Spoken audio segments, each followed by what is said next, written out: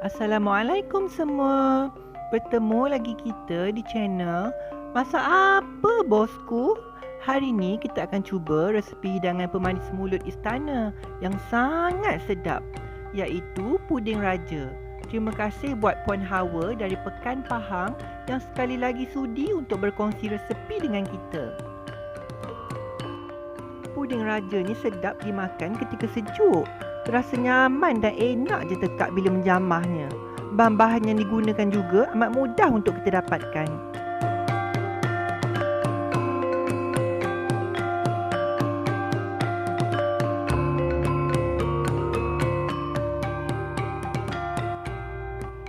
Antara bahan-bahan yang diperlukan adalah seikat pisang lemak manis.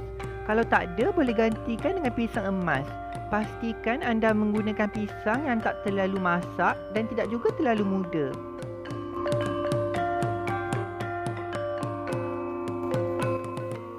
Seterusnya adalah 5 hingga 8 biji telur. Bergantung kepada saiz dan grade telur yang anda gunakan. Kalau ada telur itik, lagi bagus.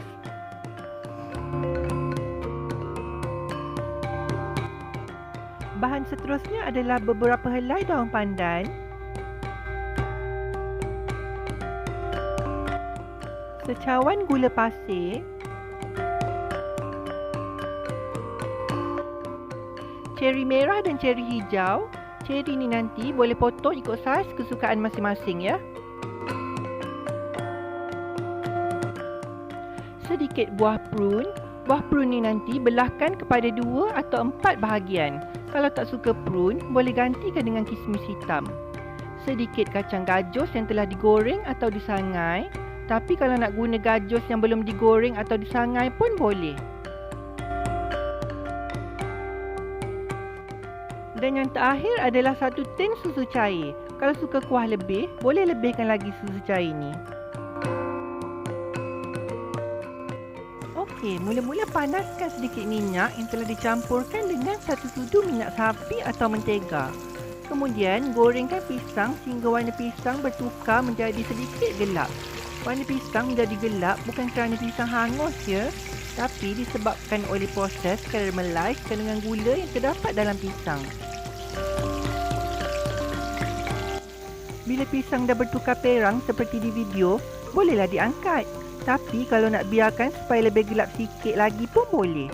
Saya lebih suka warnanya lebih gelap sedikit lagi kerana rasanya lebih sedap. Dah siap? Ketepikan sebentar. Okey, sekarang kita akan buat jala emas pula. Asingkan kuning telur daripada putih telur.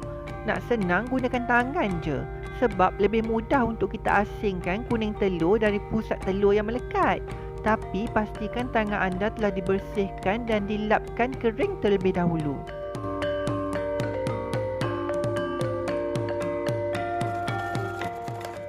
Seterusnya, tapiskan kuning telur supaya teksturnya lebih halus dan mudah mengalir ketika diacu nanti.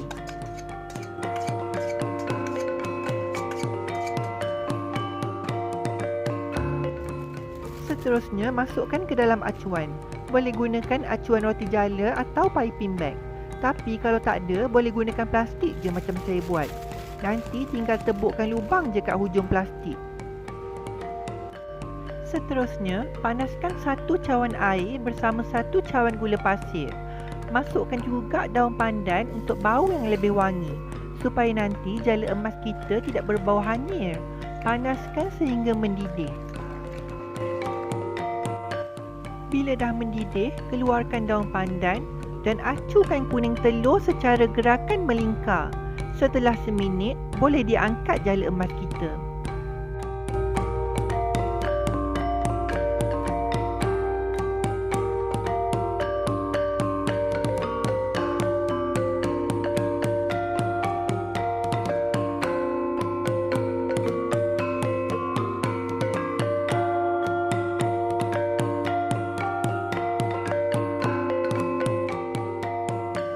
Okey, sekarang kita akan buat kuah kastad pula.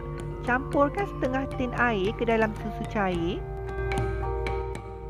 Kemudian campurkan 1 sudu kecil esen vanila atau perisa pandan. Seterusnya, masukkan 2 biji kuning telur. Dan yang terakhir, 1 sendok setengah gula pasir. Kalau suka manis boleh lebihkan, kalau tak suka manis boleh kurangkan. Gaulkan sehingga kesemuanya rata dan sebati.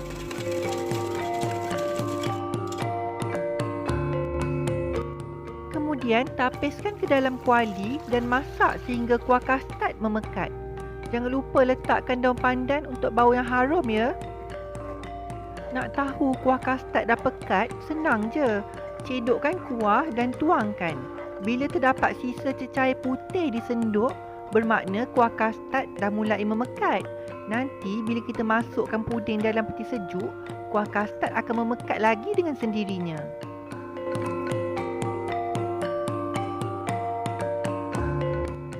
Dah siap, bolehlah kita hidangkan puding raja kita. Mula-mula susunkan pisang yang telah digoreng di lapisan pertama. Kemudian lapiskan di atasnya dengan jala emas.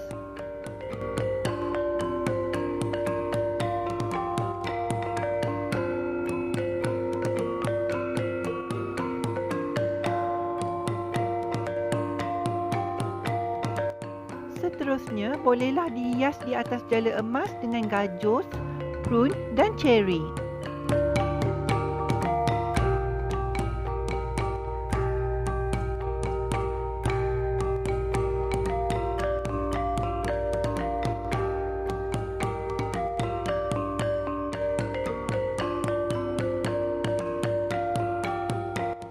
Yang terakhir, siramkan kuah kastad di atasnya.